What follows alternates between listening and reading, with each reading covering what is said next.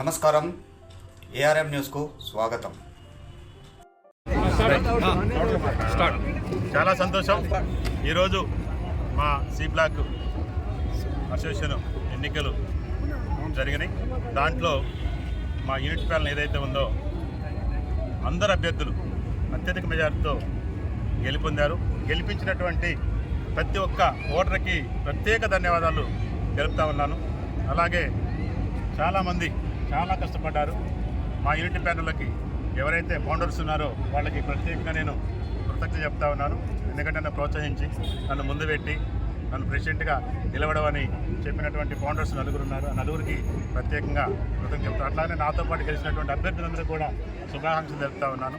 Thank you very much. మేము ఏదైతే మేనిఫెస్టోలో కొన్ని పొందపరిచామో వాటిని సాధ్యమైనంత మేరకు చేస్తామని హామీ ఇస్తా ఉన్నాను. ప్యానల్ పేర్లు మొత్తం 100% గెలిచారు సార్. మా ప్యానల్ మొత్తం 100% గెలవడం జరిగింది. ఈరోజు జరిగిన ఎలక్షన్లో జనరల్ సెక్రటరీగా గెలుపొందాను.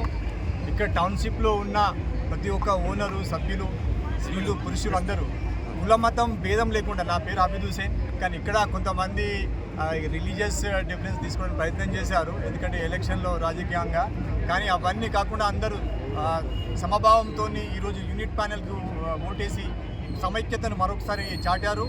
కానీ మన యొక్క ఈ టౌన్షిప్లో ఇది మన రాజీవ్ సాగర్ కార్పొరేషన్ ఏదైతే ఉందో ఇది 10 సంవత్సరాల నుంచి ఇక్కడ చేయాల్సిన పనులు చేయట్లేదు.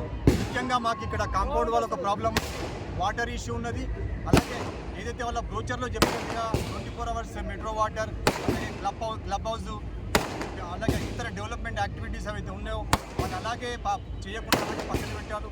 ఈరోజు మేమైతే యూనిట్ ప్యానల్గా ఆ సమస్యను మేము పరిష్కరించడానికి ఎంతో అందరి సహకారంతో ముందుకెళ్దామని చెప్పి ఈ సందర్భంగా హామీ ఇస్తున్నాం.